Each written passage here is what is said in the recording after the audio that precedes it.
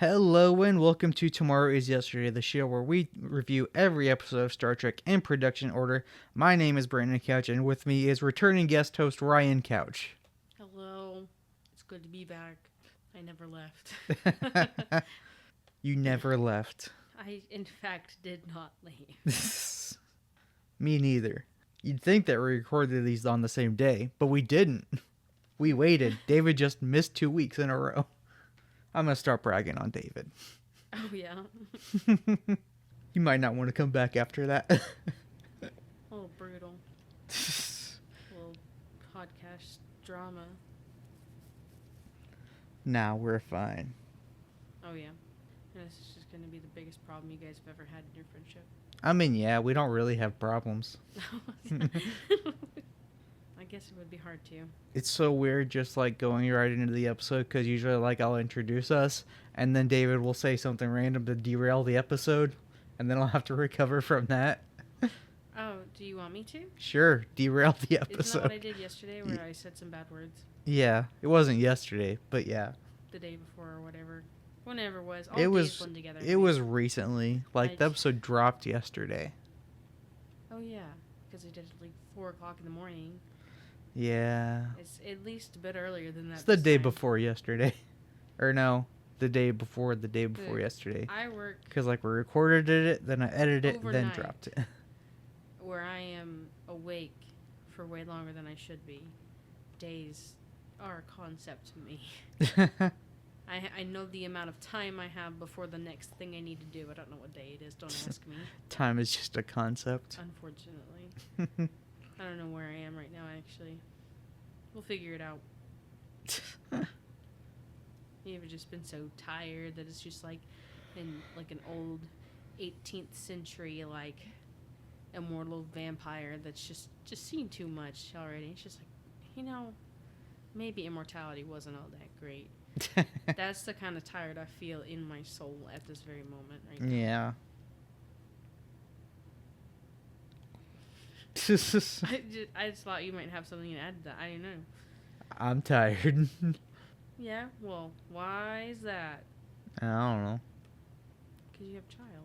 Oh. Of course. I don't know what you thought. What else there could be? All right.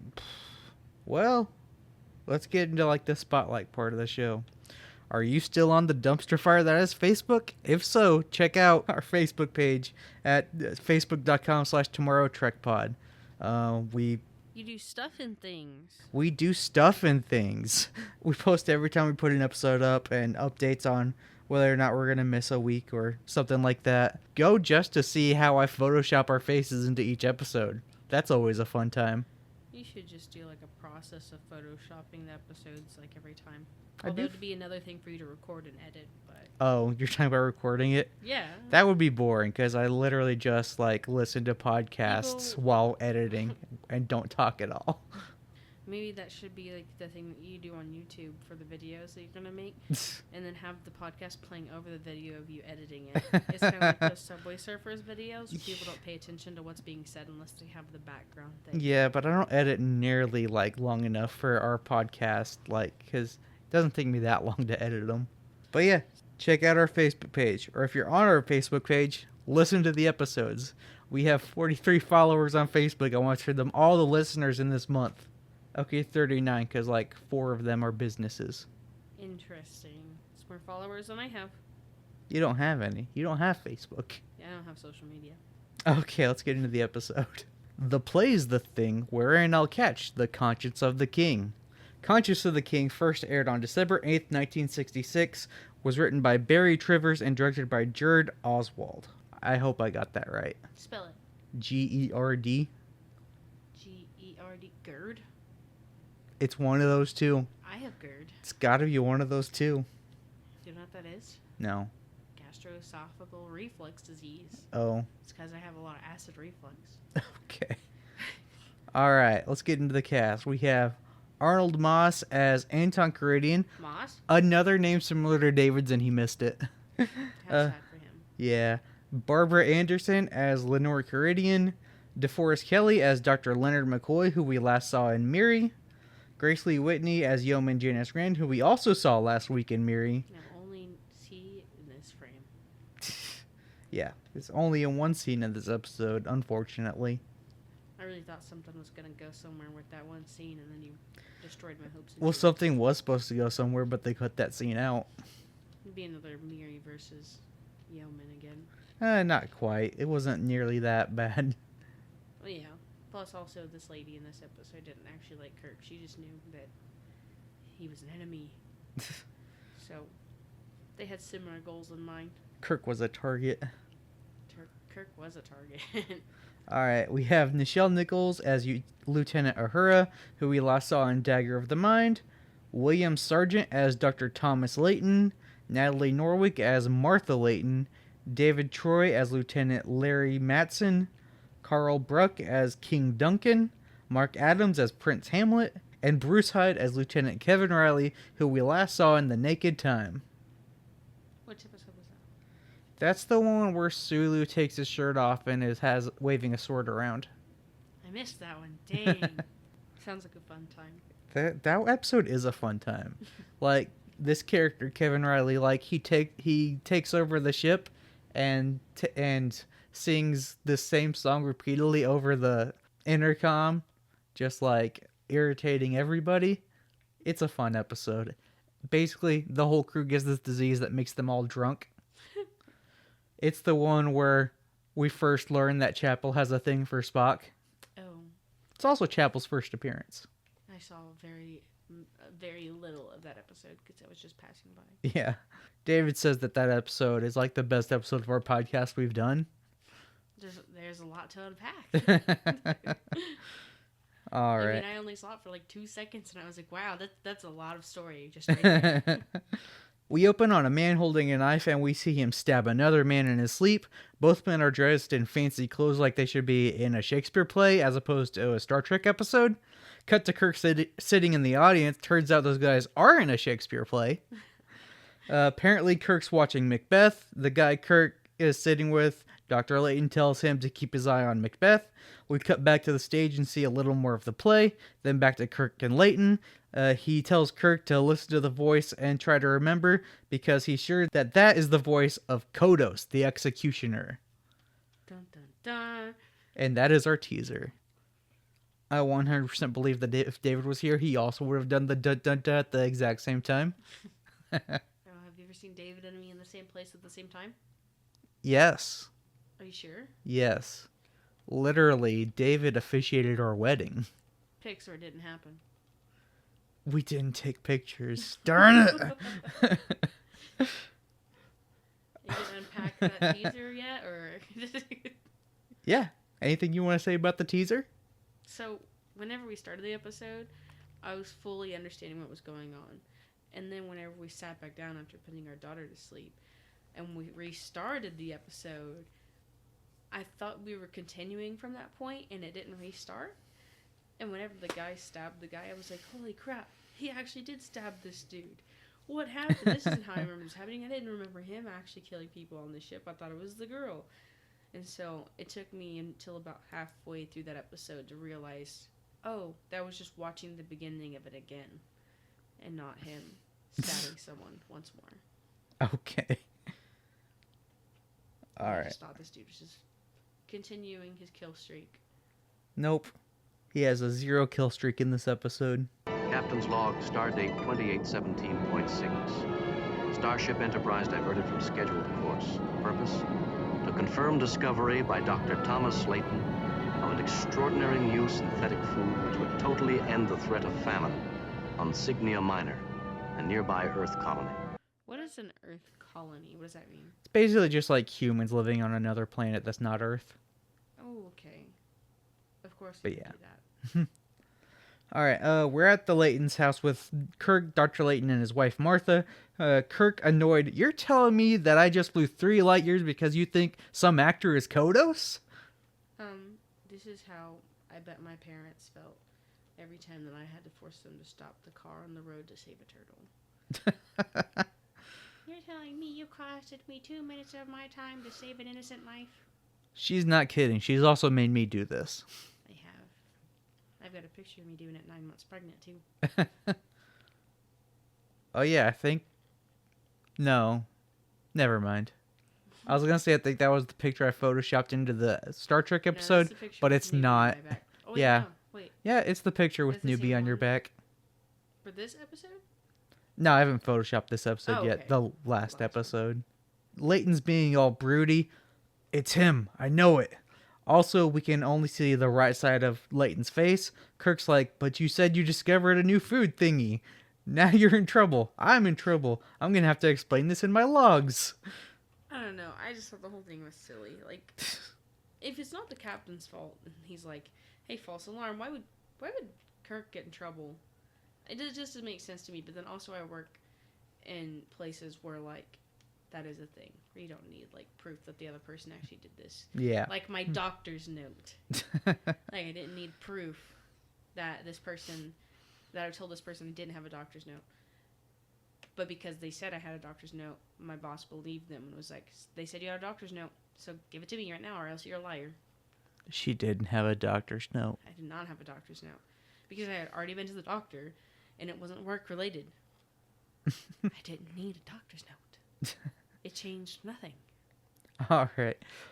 Kirk then says Kodos is dead, and Leighton says that there was never a positive ID because the body was burned beyond recognition. We then learned that apparently 4,000 people were murdered by Kodos. Kirk then asks Martha to talk some sense into him, and she's like, nope. Nope. That's kind of how I feel sometimes. Or maybe that's how, like, your parents feel. If I'm like, can you talk to your son? They'll probably be like, well, it's Brandon. If there was ever an issue in our life that required that. Well, she was actually just like, he won't listen to me. Yeah, I no, tried. You don't listen to nobody. Well, I was talking about that in the episode, but okay. I know, I'm just saying, like, I'm relating it. I'm like, I get it. I would Okay. also be like, no. Okay.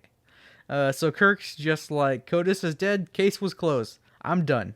And Leighton is like, well, I'm not. I remember what he did. He turns and we see the left side of his face is covered with this black cast thing. Oh no, he covered his head in tape. Yeah, I thought he was wearing an eye patch until that scene. Like, it looks like he's wearing an eye patch the whole time until he turns and it's like this big thing covering the side of his face. Yeah. But also, it was really anticlimactic. It was kind of anticlimactic. There was just so much tension built up, and he just played it so dramatically, and then it's just like, tape face. We needed a Two-Face moment there. We did. It's not tape. He's like, you know who did this to me. I'm Two-Face. You know? Recently, I watched The Dark Knight, and Ryan was around, so that might be where this is coming from. I don't know. I just think I can't remember which one I've seen because I don't know if I saw that part with you or not.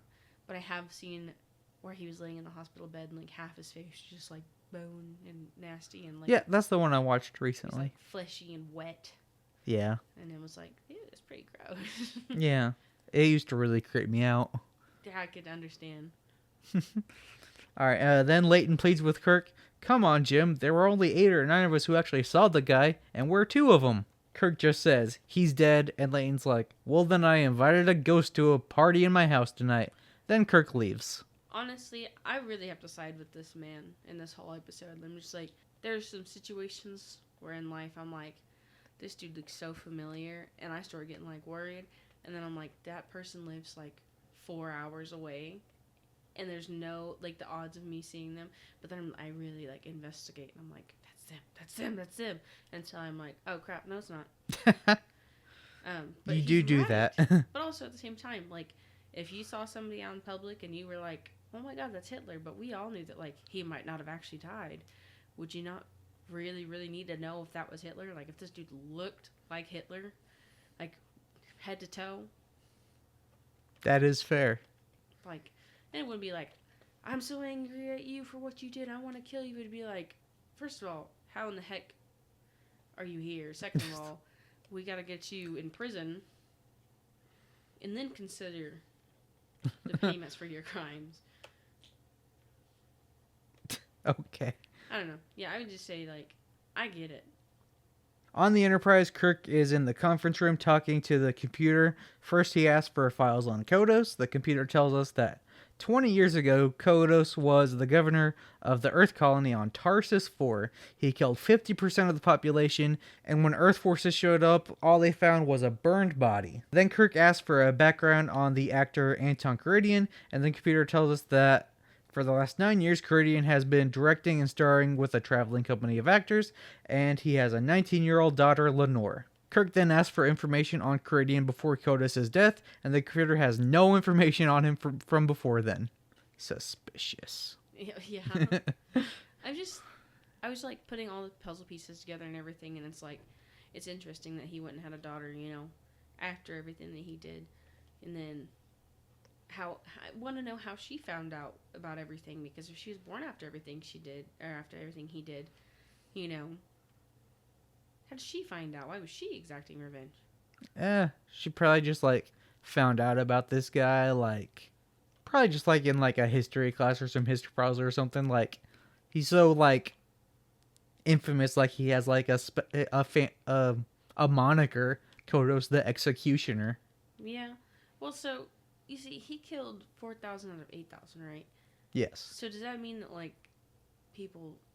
Hitler's gonna be that big of a prominent person in space as well, other planets, if other planets know about it?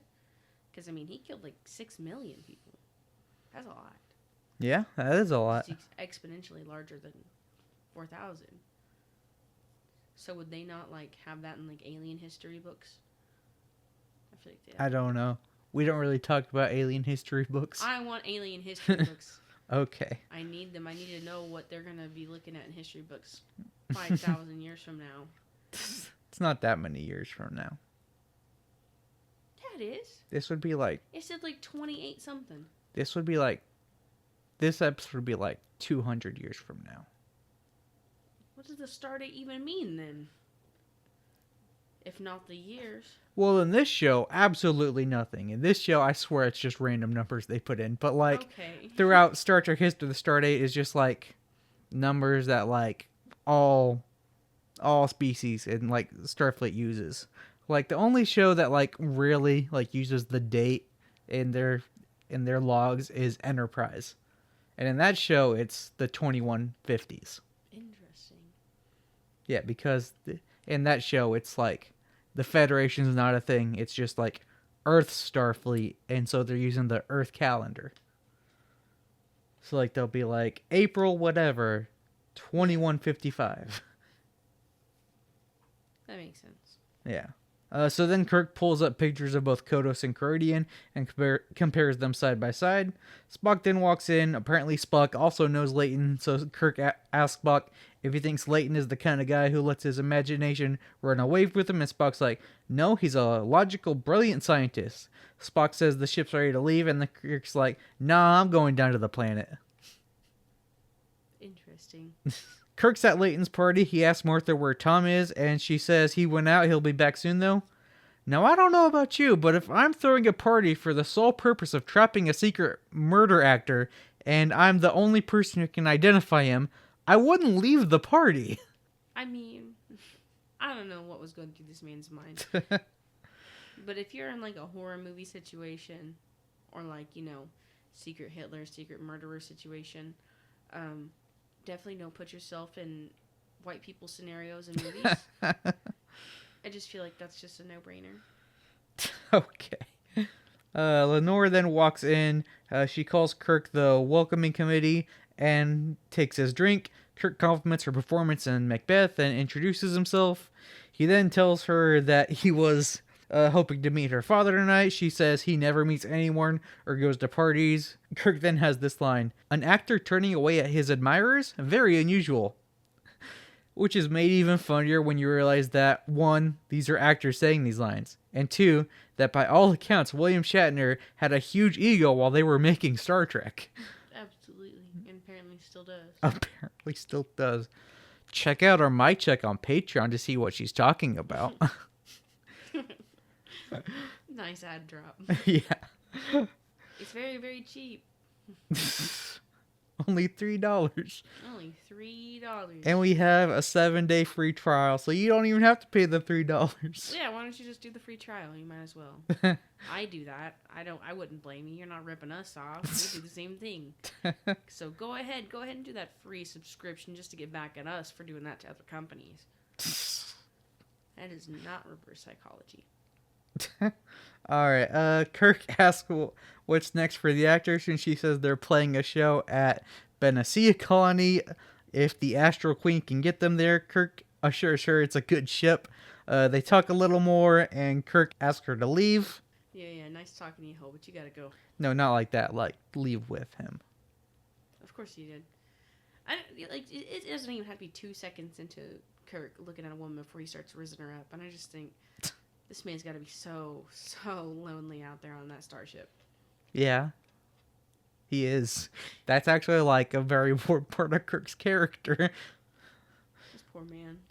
But why would he want to like make relationships with these women that he's never going to see again whenever he could just like make relationships with he can see all the time so he can stop being so lonely and horny?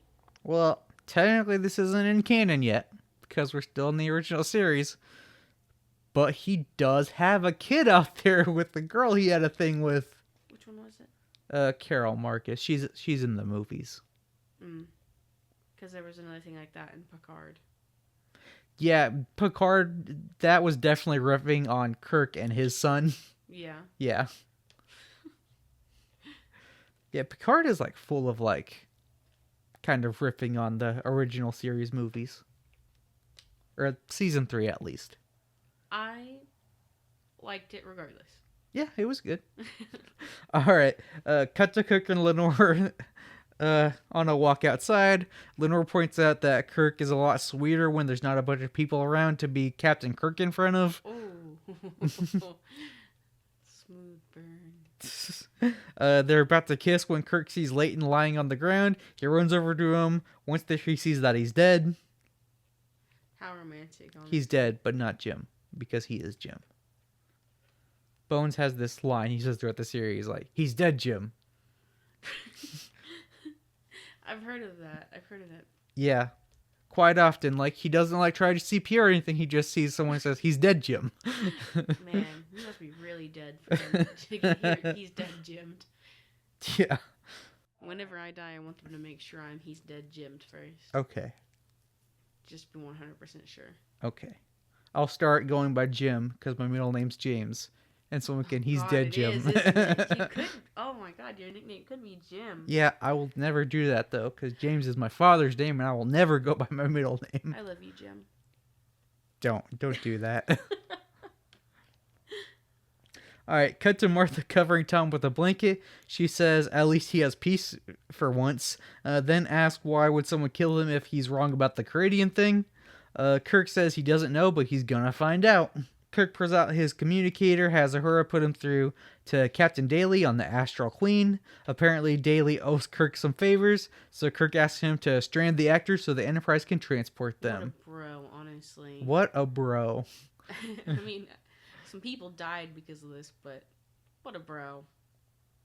No one dies because of this. Oh, wait. One person, I guess. Yeah, one person dies because Somebody of this. almost dies.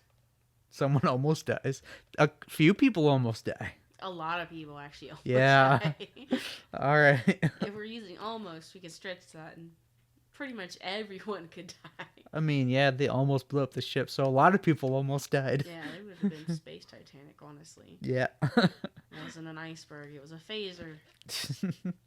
On the bridge, Spock says we're ready to resume course when Kirk is like, nah, I think we need to make a pickup. Uhura then says that there's a Miss Caridian in the transport room asking to see Kirk.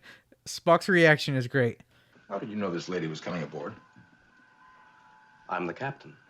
Kirk is just that teenage boy snaking girlfriends into his room in the middle of the night, honestly. Where did she come from? Oh, what are you talking about, Dad? She's been here the whole time. Kirk would do that. Kirk would do that. What would Kirk do? What would Kirk do? Well, when you go about your daily life, just remember to remind yourself, what would Kirk do? And if you actually want good advice, say, what would Picard do? Or even Pike. What would Pike do? Alright, Lenore walks in and tells Kirk she and the other actors have been stranded. Kirk says, "You probably wouldn't believe me if I told you I arranged it." It's funny because he did. That is, yeah. But I think she knew that. I think she's just playing dumb ditzy blonde right now. I don't think so. I think she heard his name was James Kirk and was like, "Oh, great, that's one of my targets. Let's see if I can find a way to get on the Enterprise." Interesting. Kirk asks if she can get another ride, and she says, "Yeah, but not in time. If we miss one of our shows, the rest of the schedule will fall apart." Lenore then offers to pay with a performance for the crew. We then see Rand exit the turbo lift and look at Lenore. Dude, she gave her the stank eye. She was like, "Who are you?" She was just, oh man. Look at my legs, please, Kirk. Please look at my legs right now. Don't look at her. I will not give into this bashing Rand. Rand has been bashed enough by this series. I've ever heard. She said, "I used to try to make you look at my legs." Why? So you don't know this, but I actually put a clip of her saying that in the episode. Right after you mocked it, so you get the comparison of your version of it and the actual version of it. Are you trying to make me look like a meanie? No. I make me look like a meanie. I'm just saying, this is a spaceship, and you can't get all worked up over your work husband. That's dumb. And ladies and gentlemen, that is a wrap on Grace Lee Whitney. Unfortunately, this is the last time we see her in this series. Was she a red shirt? She was wearing red, but no, she didn't die or anything. Expendable color. She'll show up in a couple movies and some cameos. But yeah, that's the last time we see her on this show. She's in another? Well, she shows up in a couple movies. Just as a background character. They'll shoot her for a second. And one of them she even gets a line. So I just don't understand. Did this dude ever get, I don't know if this is even good to talk about, but did he ever get any justice from the Me Too or no? Who? The guy on set that did that to her? Oh. No one knows who it is. She never said who it was, and anyone who knew is either dead or isn't talking because it's not theirs to tell. So, no one knows who actually did it. So no, there was no justice. Unfortunately. I hate that she was fired. Yeah. I don't really particularly like her character, but, her as a person, it's just not fair. Yeah. It might have happened either way, though. The immediacy of it tells me that that's probably why. But there was, a couple other things going on. They were already cutting her out of episodes for other characters, so, Kirk could, have other romantic interest. And also, one of the reasons I heard, they wanted to get rid of a woman. They had 2 blonde women, and one of them was sleeping with the creator of the show, so.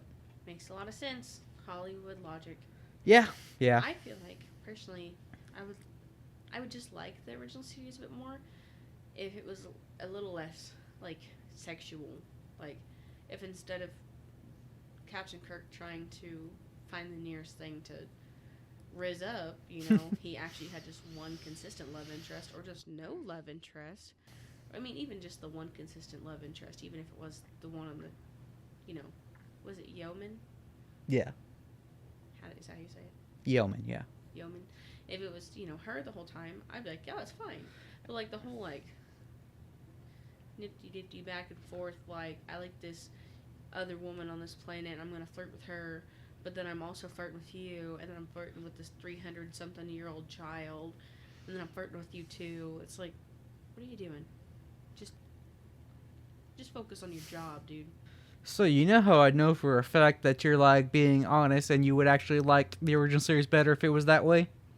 Because you just described Strange New Worlds. Yeah. Pike has one love interest throughout that whole show, and that show is basically just a new take on the original series. Yeah. So, yeah. Strange New World is good. Go watch it. I agree. I feel like me and David have been saying that since the first episode. What are we waiting on now that's coming out new? The next thing that's coming out is the last season of Discovery.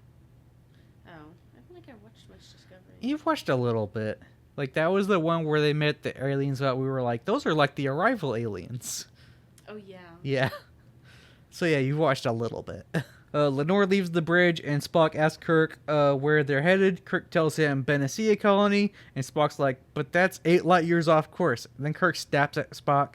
My memory needs refreshing, Mr. Spock. I'll ask you for it. In the meantime, follow my orders. And that is the end of Act 1. Kirk needs to be a little less spicy, honestly. He is very spicy in this I episode. think he needs to chill out. He's dealing with some stuff. Like, I he understand, survived the but, like- Holocaust. I mean, this thing with Kodos. Oh, yeah, no, it was at Planet's... Yeah, it was at Planet's Holocaust, for sure. Yeah. I'm just gonna say it. Kodos is clearly Hitler. Absolutely. Selectively choosing who to die based on whether or not you find value in their life or not. Yeah. Yeah.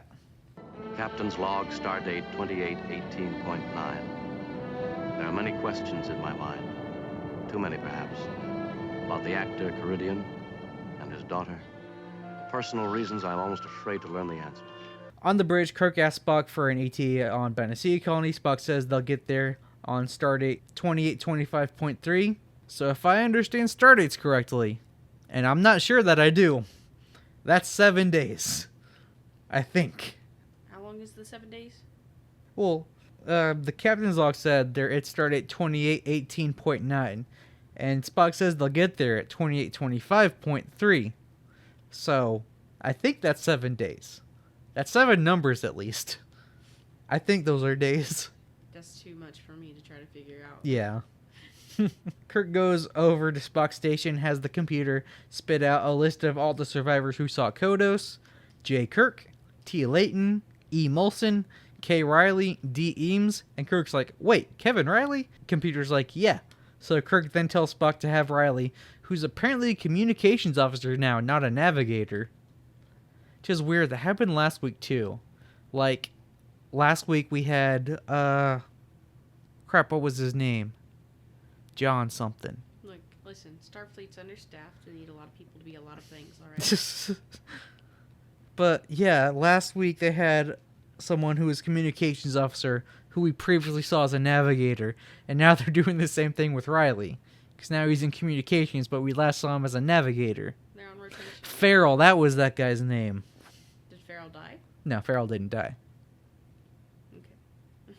So, Kirk has Spock transfer Riley down to engineering. Spock's like, but he just got promoted from engineering. And Kirk's like, well, send him down anyway. And Spock asks why. He says Riley's a good officer and will see this as a punishment. And Kirk says, just follow my orders, and leaves. He's just starting a whole lot of crap for nothing, honestly. Like, I understand, like, not wanting to cause panic, and especially not with him. But it's like, I feel like this whole thing could have been solved if you just, like, were like, hey, dude, we need to take you in for some questioning. Well, it's more like, I get sending Riley down to engineering, like he's trying to protect him, just in case the killer is on board. Yeah. But he should tell Spock about it. He should be more open with somebody Spock. at least. But yeah, the fact that he's told nobody, and the only person that knows is that dude's wife, like, Yeah. that's not helping anybody. Like, and if not Spock, McCoy. Tell those guys. Like, why does he want to be in so much denial about it? Like, I would want justice if they were like, this dude's body was never confirmed to be his. Like, I would never be able to be fully restful until I knew, like, that a terrible person actually was gone. I think Kirk's just dealing with his trauma because he, like, lived through that. Did he live on that planet when that Yeah, happened? like, he was there. That's why he's one of the people who can identify Kodos. I just didn't know if that was, like, his home planet or something. Well, I don't know about his home planet, like, because Kirk was born in Iowa. But, but, like, he was, like, there during this. So, like, maybe he was, like, a young Starfleet officer stationed on that colony or something, but he was there. He's a survivor of this. It's kind of crazy that he was born in Iowa, and that Iowa even exists at that point in time when nobody thinks about Iowa.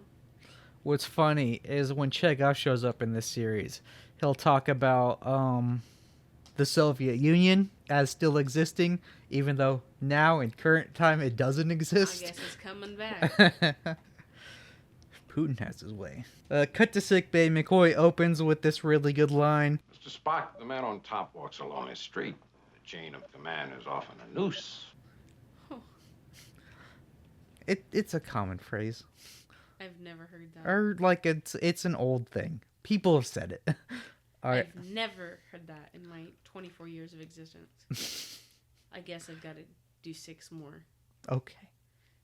6 more. Yeah, because then I'll be 30 like you. All right.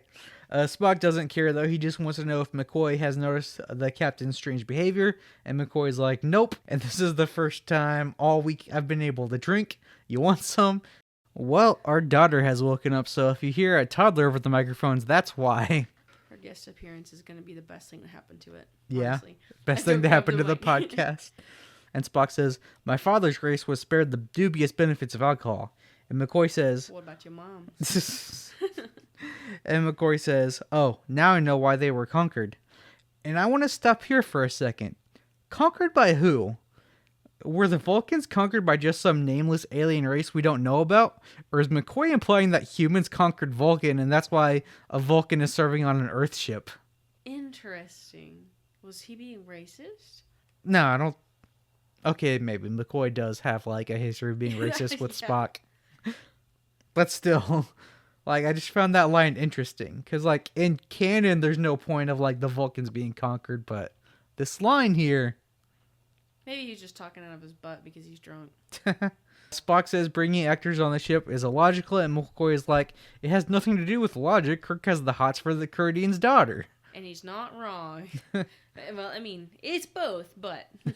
Yeah. Did it ever occur to you that he simply might like the girl? It occurred. I dismissed it. You would? Yeah, because Spock doesn't want to get feelings and emotions caught up all in this. He's like, no, it's too icky. Yeah. The captain would never. Then Spock asks if McCoy knew that Kirk transferred Riley, and McCoy's like, a lot on the ship I don't know about. Then he offers Spock a drink again and says, if you don't join me, please don't judge me. I feel like he's, at least he's chilling on the peer pressure. And shit. Like, also, why is he slamming down the drink so hard? What the heck is going on? Okay, it's a tiny glass. This dude's obviously on the road to get smashed. Oh yeah, Bones is definitely an alcoholic. Wait, Okay. no. Scotty's the alcoholic. Wow. We haven't really touched upon it. I mean, not actually an alcoholic, but we haven't touched upon it, but like, there's plenty of evidence later in this series that like, Scotty really likes his alcohol. I just feel like they played a little too racially into that character. Bones? No, you said Scotty, because he's got like he's the person who's not even actually Scottish, who's using a Scottish accent, Oh. drinking a lot of alcohol. Oh. You might be right. A little. I might have to bring you back when Scotty starts drinking. Cut to the observation deck that will never be seen again. Kirk is showing Lenore around. He points out the window and says you can see the shuttlecraft.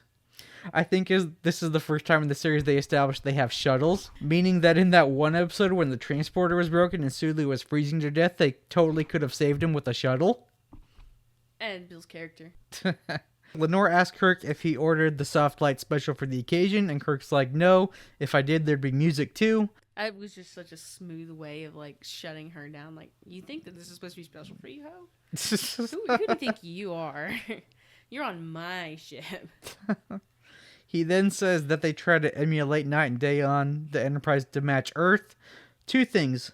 1, that's a thing they do in TNG and the other Trek shows, so it's cool that here's where they've established that happens. Because until now, it's always just been bright lights.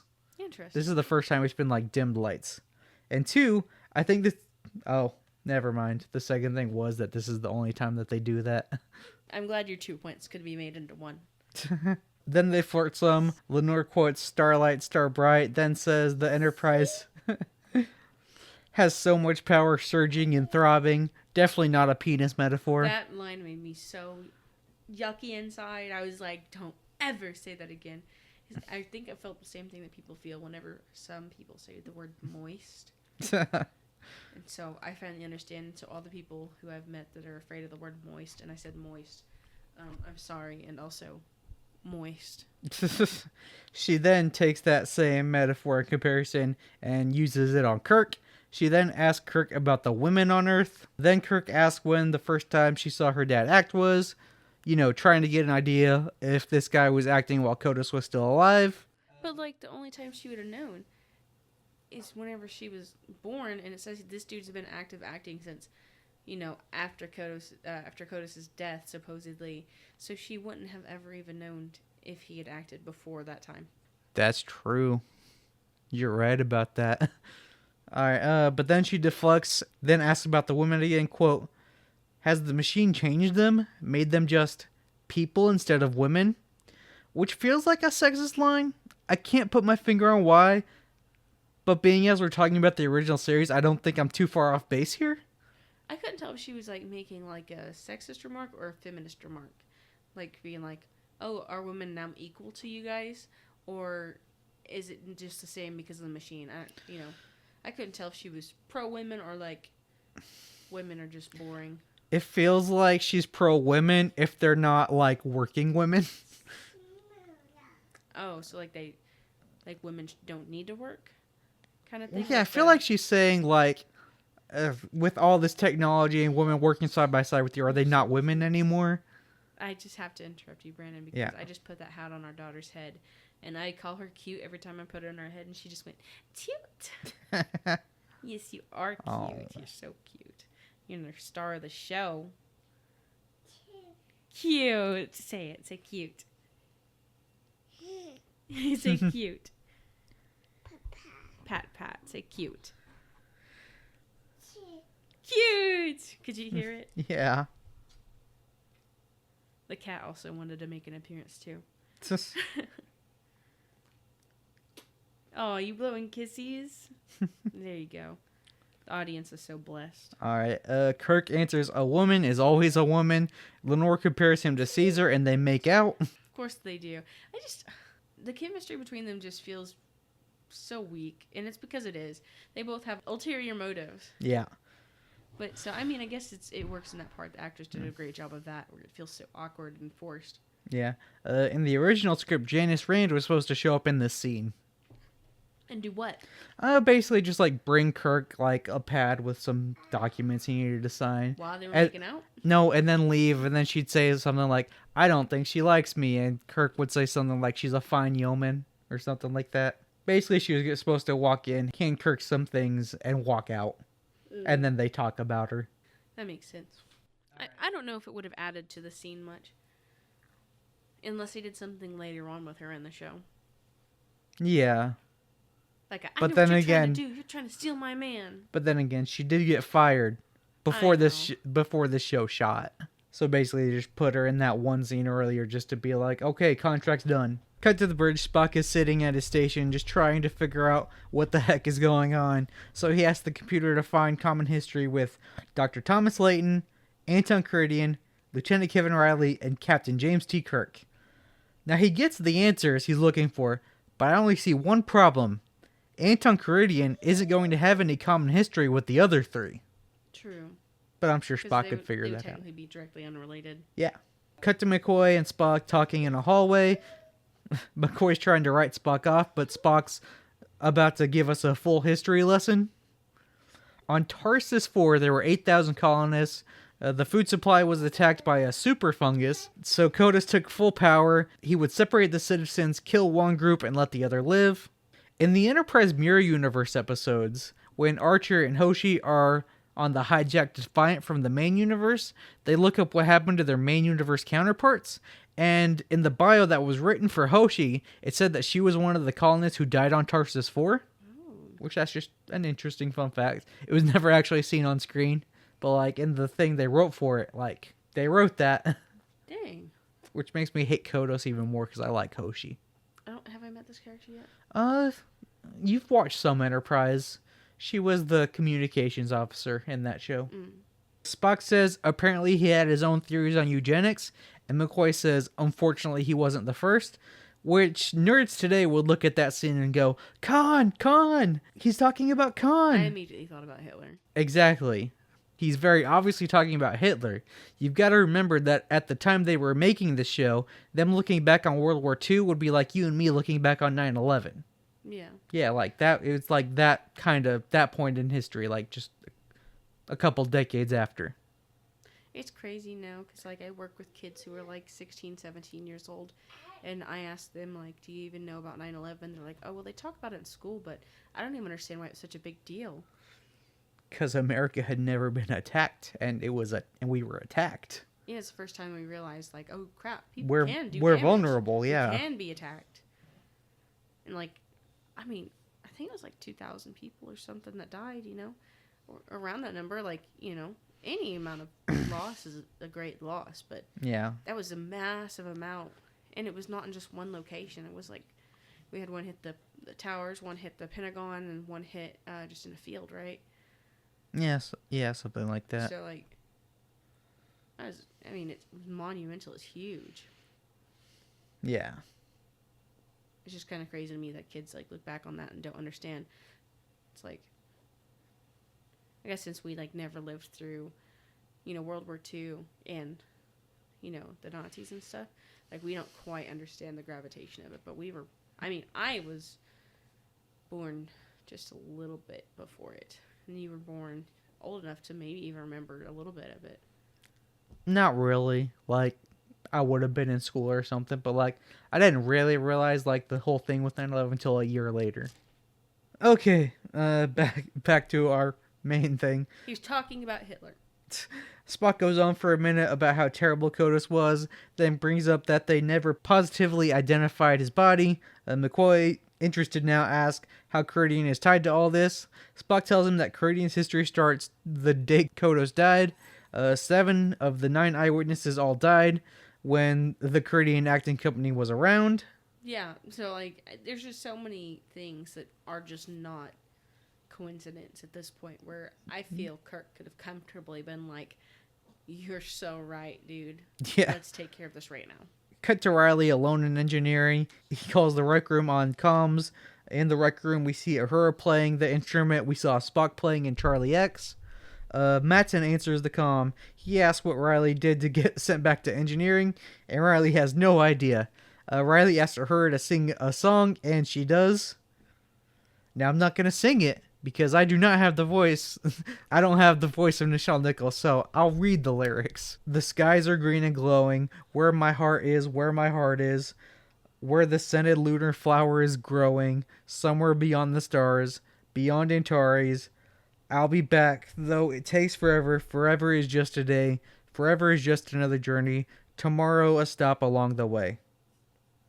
What an interesting little lyric bit there. At this point, we see someone spray something into Riley's milk. I don't know about you, but I thought that little snippet was kind of funny because it's just a regular spray bottle. Squirt, yeah, just a regular spray bottle. Hand, just squirt. Squirt. And then the song goes on. Then let the years go fading. Where my heart is, where my heart is. Oh, where my love eternally is waiting. Somewhere beyond the stars, beyond Antares. And that's the whole song. What does that mean? I think it's a constellation or something. Yeah. It's something out in space. Alright, Riley drinks his milk. We cut to the rec room where Uhura asks how he liked the song. We cut back to Riley and he's choking. He calls for help and falls to the ground. I honestly just think he's lactose intolerant.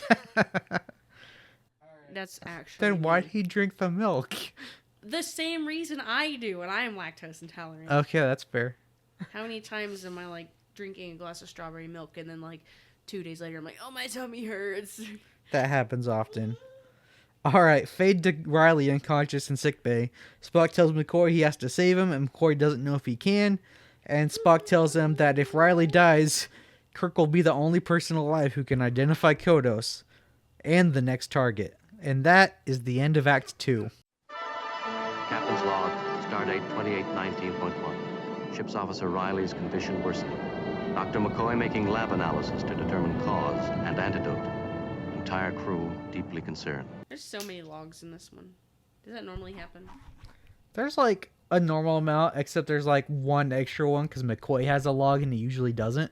I just felt like there was a lot of times where we were like skipping over to another scene and then had to listen to another log. Yeah, no, that's pretty normal. Interesting. Spock walks into sickbay. McCoy reports that tetralubisol, a lubricant used on the Enterprise, was found in Riley's system. Spock says, so someone poisoned him, and McCoy's like, we don't know that. It's a milky substance. Someone could have screwed up. McCoy, you're telling me that someone on the Enterprise mixed up the lube can for milk and served Riley a cup of lube with his dinner? Picture of that old man Seriously? that is eating a thing of yellow paint because he thought it was like tapioca pudding. No, I haven't. Yeah, and his granddaughter had to be like, Grandpa, that's not tapioca pudding. It can happen, is what I'm trying to say. It can happen. Spock says, I don't believe that, neither do you. I want the captain to see that report. McCoy says, when I'm done with it. Spock pulls rank and says, now. Yeah, use your big boy pants, Spock. He is. He is using his big boy I pants. know, I'm so proud of him. So they go to Kirk's quarters. Bones gives his report to Kirk. Kirk asks if he'll make it. Bones answers probably. Spock asks, but what about you, Captain? And Kirk's finally just like, okay, Spock, talk. Spock says that Kirk and Riley were both witnesses and someone tried to kill Riley. Bones says they don't know that, and Spock tells him there's a difference between being empirical and being stubborn. Then goes to Kirk and tells him he got the same information from the computer that he did. Kirk says Spock's out of line, and Spock says not one that interferes with the operations of this ship. Absolutely. Absolutely. And for the record, Spock's right. Kirk's not just dealing with personal crap, he's diverting the Enterprise several light years, and a member of his crew was just attacked. Exactly. Like, from the beginning, like, his job should have been to report it to the Starfleet Command, right? Is that what it is? Yeah, although I don't know if they've actually used the words Starfleet Command at this point in the series. But that's what it would be. Yeah. Yeah, he should have, like, told them and have been like, hey, this is a situation we're dealing with. It's highly likely that this is actually what's happening. You know? Not like, this is my pride, my feelings. Time to get revenge. But, I mean... That's yeah, kind but of the they point. also might have just been like, Kodos is dead. That case was closed years ago. You're crazy, Kirk. I mean, That true. That's but, also like, a possibility. At the same time, like, you can look at that and be like, the body was never identified, which is a crazy thing that happened that far in the future. Like, how could they not identify it at all? Because it was written in the 60s, and back then they couldn't identify burned bodies. Well, they thought of the future poorly. Yeah. Alright, Bones tells Kirk that Spock's just doing his job and he knows it. Kirk says that Spock knows there's no proof of anything, and Spock has this great line. Even in this corner of the galaxy, Captain, 2 + 2 = 4. That's right. The math is mathing right now. The only thing that's not is Captain Kirk. Yeah. Spock asks why Kirk invites death. Kirk says it's justice he wants, and Bones asks if he's sure it's not vengeance. From here, Kirk has this pretty good monologue. No, I'm not sure. I wish I was. I've done things I've never done before. I've placed my command in jeopardy. From here on, I've got to determine whether or not Ceridian is Kodos. Spock says he is, and Kirk says, you sound certain. I wish I could be before I accuse a man of that. I've got to be. I saw him once 20 years ago. Men change. Memory changes. I look at it now, he's an actor. He could have changed his appearance. No, logic is not enough.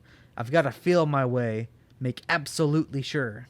Which I feel like is also logic, but... like, that's a logical thing, like, to be absolutely certain. Yeah.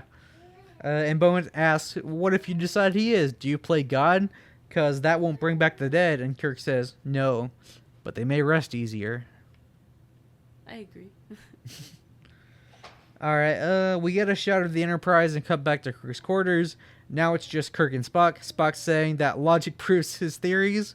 It's so weird that they just had this scene and they cut to this other scene in the same location where Spock's saying, he is. It's a weird choice. Alright, where was I? Yeah, Spock's saying that logic proves his theories, with Layton being murdered while the actors were on Planet Q. Yeah. It's called Planet Q. David would have got a kick out of that because Of Q. Q. Yeah. I wonder if Q is in charge of that planet. Alright. Alright. Kirk is about to tell Spock his plan when Spock hears a low hum. Kirk realizes that it's a phaser on overload.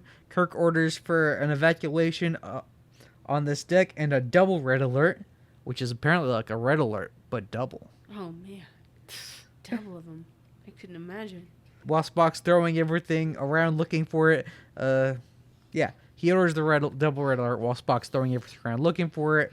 Spock runs out into the hallway and orders the crewman to evacuate the adjoining sections. Kirk finds it, runs out into the hallway, throws it in what looks like a garbage chute. Spock runs back and it blows and the ship shakes. To be honest, that thing was so small it looked like one of them ashtrays that you have in your car.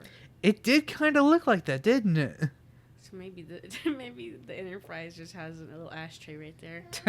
Put it in the freaking super futuristic spaceship ashtray. Yeah.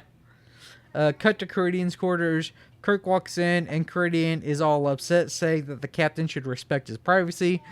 Kirk says the ship just almost blew up, and Ceridian's like, sorry, but that's got nothing to do with me. Which technically kind of, he didn't know that. Yeah, he doesn't know what's going on. Really, he wasn't lying, but okay, this whole episode, I actually thought he didn't remember what he did. I really did think that he was like had dementia or something and forgot. Interesting. Because up until the point where he was like, I played a different role. I never wanted you to find out. Like, I was like, oh crap. He's known this whole time. Like, he's not just some dude who lost his memory and his daughter was like, Dad, you're an actor. You're an actor. Because I was like, she couldn't influence him because she wasn't even born yet. So. Then Kirk straight up just asks if he's Kodos, and Ceridian says, if you think I am, yeah, I'm an actor. That's what I do.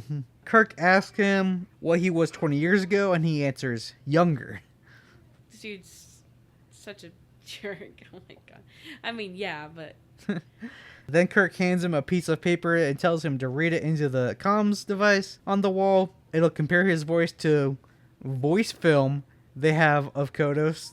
Psh, voice film in the future. We don't even use film now. This is a quote of what he said. The revolution is successful, but survival depends on drastic measures. Your continued existence represents a threat to the well-being of society. Your lives mean slow death to the more valued members of the colony. Therefore, I have no alternative but to sentence you to death. Your executioner so ordered. Signed, Kodos, Governor of Tarsus IV. What a terrible thing to get in the mail. Yeah. In the mail? Yeah, it was signed. These were letters that were like sent out to people. Oh. They did that to the Jewish people in the Holocaust.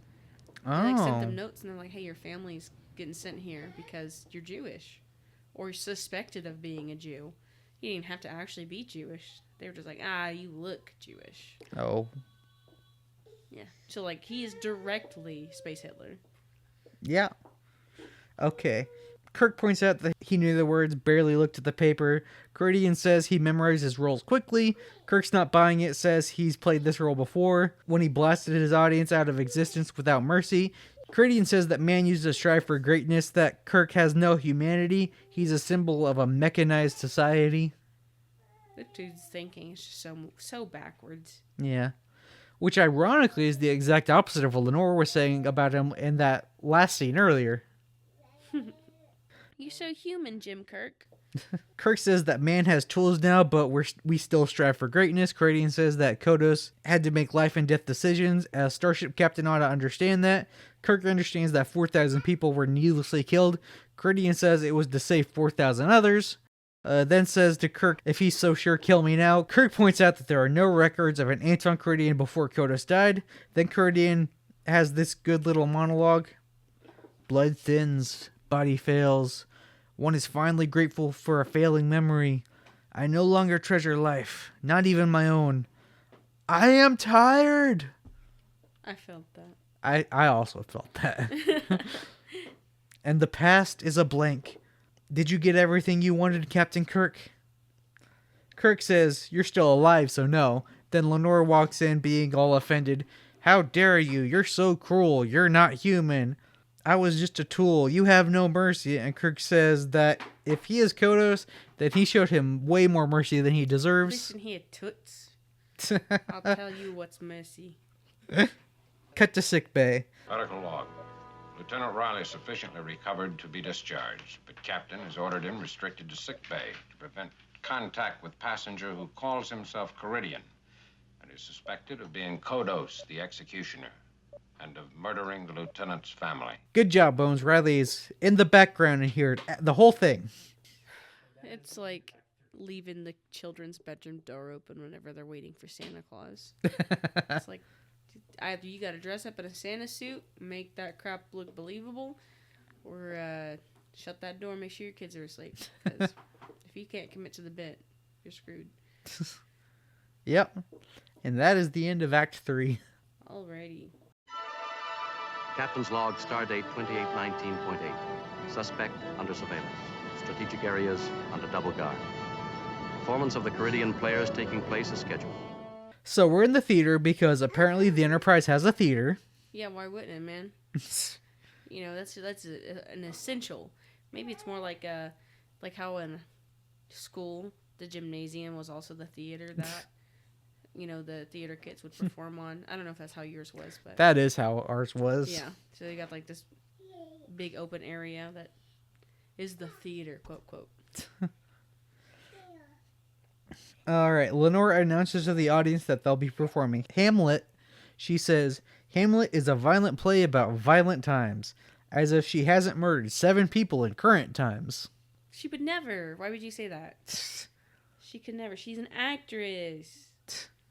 All right. We get a shot of what I think is the rec room. We see that the crew is watching the play on a screen. Because it's a small theater.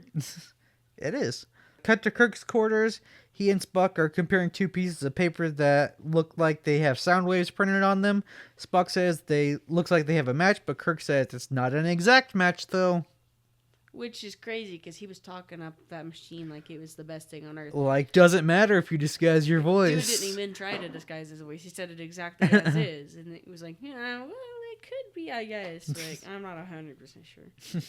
Cut to sickbay. McCoy's about to head to the play when he goes to remind Riley about we don't know what because Riley's gone. McCoy then calls Kirk and tells him that Riley's gone and probably heard McCoy say that Ceridian is Kodos. Good job, McCoy. I wish I knew what he had to tell Riley. But we'll never know. All right, Kirk gets a call from security reporting that there's a phaser missing from a broken into weapons locker, and Kirk orders security to find an armed Riley, and we get a shot of armed red shirts searching the hallway. Back in the theater, the show is going on. We see a scene between Hamlet and whoever Ceridian's supposed to be playing. I don't know Hamlet. She kept calling him Caesar at the end, so I don't know. Well, she kept calling Kirk Caesar, but that's... She did? Yeah. But that's who she was? Okay. I was so confused during the end part when she was just going on her monologue. I was like, girl, quit talking. Yeah, she kept comparing Kirk to Caesar. Oh, because of the Julius Caesar getting worshipped by Cleopatra? Yeah. And then when she's about to shoot him, she says, beware the Ides what of happened March. to this woman to make her bat doo-doo crazy? This lady's Being Hitler's daughter. nutso.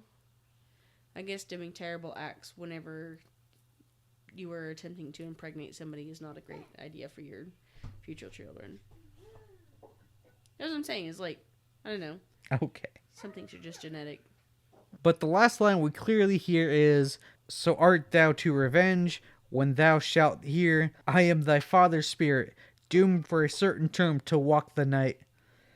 Meanwhile, Kirk's searching backstage and finds Riley. He orders Riley back to sickbay, and Riley's like, no, he murdered my parents. Kirk says, you don't know that, don't throw away your life. Riley says he's not wrong, he knows that voice. Kirk gets Riley to give the phaser, and Riley heads back to sickbay. What's crazy is, like, he would have gotten in trouble regardless if he was right or wrong. Yeah, that's why Kirk was saying don't throw your life away. Yeah. So, I don't know. I don't know how I would act in that situation either, though. Yeah. The cast walks backstage. Lenore tells her father it's going great, but he's saying that his past is coming back to haunt him. And Lenore's like, no, once the play's over, the last 2 people who can hurt you will be gone. And Ceridian's like, what? Was he able to hear them whispering behind the curtain, or was he just talking about his meeting with Kirk earlier? I think he was just talking about his meeting with Kirk earlier. I was really thinking, like, oh, what if you heard them whispering? And it was like, oh no, another one. She says there were 9, now there's 2, and why are you looking at me like that? And he's like, what did you do? I silenced them. I had to. You killed 7 people? That's just more blood on my hands. And she's like, no, it's nothing. They're all dead. There's no blood on your hands now. You killed 7 people and that's nothing? That's nothing, bro. Well, because, like, if you think about it, technically 4,000 people survived. So did he kill all those other 4,000 people that definitely would have saw him? No, like, the only people who, like, actually saw him were, like, the 9 people. How did nobody ever see him if, like, they knew who he was? Beats me. That's wild. Caridian says that she was the one thing that wasn't affected by Kodos's past, and now he has nothing.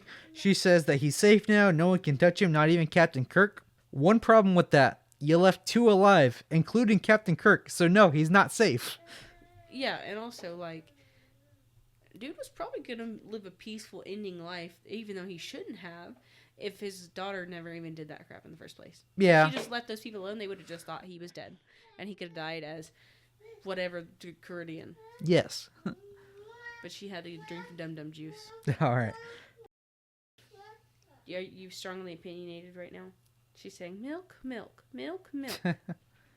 Turns out Kirk's been listening the whole time, so Kirk walks out of the shadows and tells them to come with him. Lenore's acting like she's still in control, says, sure, after the play, and Kirk says, the play's over.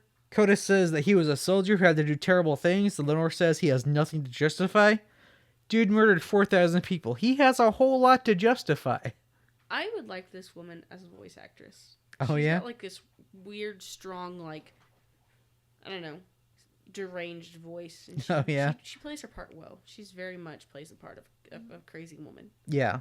So, I feel like I wish I should seen her do more things.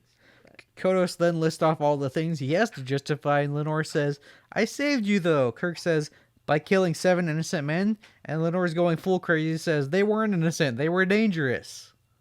dangerous because they could take down the man who killed 4,000 people? Yeah. Wow, so dangerous. Almost like the man who killed 4,000 people. Yeah. They weren't, and just only thing they were guilty of were surviving your dad's mass murder.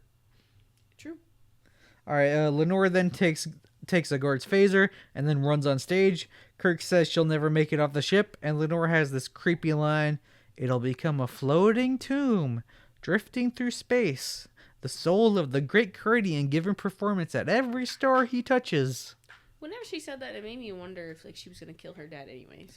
At this point, it sounded like she was going to just blow up the whole ship. Yeah, kill the whole ship. Lenore shoots Kirk, but Caridian jumps in front of it. Then she breaks down, kneeling next to her father's body, quoting Shakespeare lines, including the title of this episode. What was the title again? The Conscience of the King. Oh. See, I don't know. There's a whole, like, lash spiel she had before she was brought off screen was just crazy. I could not understand a single point she was trying to make. It was just a bunch of Shakespeare lines. She just completely short-circuited. Yeah. Spitting out random stuff. She was like the medieval bumblebee. Yeah. You know what I'm talking about? When he's like turning through channels to talk. Oh, gotcha. Yeah. She was turning pages, reading Shakespeare, trying to figure out what the words to say. As usual, we end the episode on the bridge. Bones tells Kirk that Lenore is receiving the best care and even thinks her father is alive performing for cheering audiences. I don't like that. Lenore gets a somewhat happy ending, but it was the 60s, so how dare a woman just be a villain? No, she's got to be crazy and live happily in a mental institution. That was a common thing in the 60s. If you had, like, a female villain, like, they would, like, end up, like, in a mental institution, or, like, they're crazy, or they were manipulated by a man villain. Like Harley Quinn? Yes, but she didn't exist till the 90s. Which is crazy. But yeah, in the 60s Batman show, like, the villains would often have just, like, this female character who, like, did their villainy with them, and in the end they'd be like, oh, they're fine, they were just manipulated by the bad guys. Including a very Harley Quinn-like character that the Joker had, but who wasn't Harley Quinn. But yeah, One thing about the scene, though. Kirk gives some orders to Mr. Leslie at the helm, who's played by Eddie Paskey, who I've mentioned on the podcast before, because he's been in every episode, so it's nice that his character finally gets an established name. Does it ever change?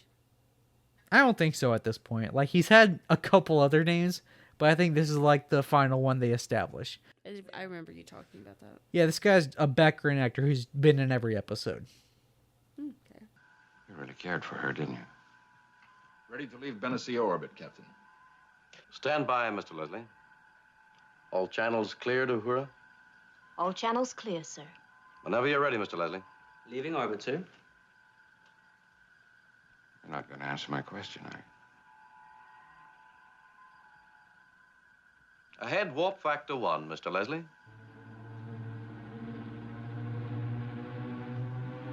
That's an answer.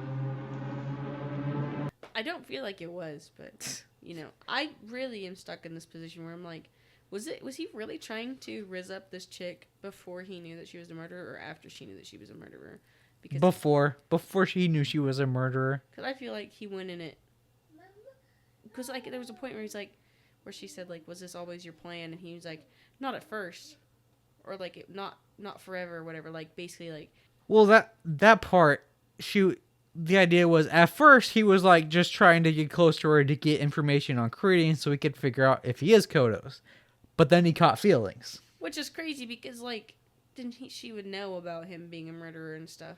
Because if she knew who her father was actually, if he was trying to get close to her to like get information from her, and then eventually he started. I mean, now at the end he knows that she was the one doing the murdering and that he's acting like he's still into her, and it's like that's crazy to me. Well, now I feel like he's just like got a little bit of that heartbreak because she went crazy and was killing people. Something's always wrong with the chicks that he flirts with. Something is always wrong. Yeah, except for Rand. Yeah. I mean, she there was a nothing wrong jealous with and Rand. stuff, but she was a bit much. Look at my legs. All right. So, what are your final thoughts on this episode? I liked the idea of it a lot. I would really now like to see a live play. It's gotten me interested, and I feel like it's gonna be my new obsession. What I would love is to see like Paramount Plus like do like a mini series of like that point in Kirk's life when he was like dealing with the Kodos stuff, like back when Kodos was Kodos the Executioner. Oh yeah, that's a story I would love to see told. Maybe they'll get to that eventually. Yeah, eventually they'll have to run out of ideas and go back to stuff like that. Join us next week for the Galileo 7. You can find me everywhere at Couch Talks Movies. You cannot find Ryan because Ryan doesn't have social media. You cannot find me because I am very well hidden in your crawl space. You can find the show at Tomorrow Trek Pod on Facebook, Instagram, Twitter, YouTube, TikTok, and at patreon.com/tomorrowisyesterday. And don't forget to check out our stuff on the Couch Podcast Network store at couchtheaters.com. It's a long story. And until next time, live long and... think with your head, the right one.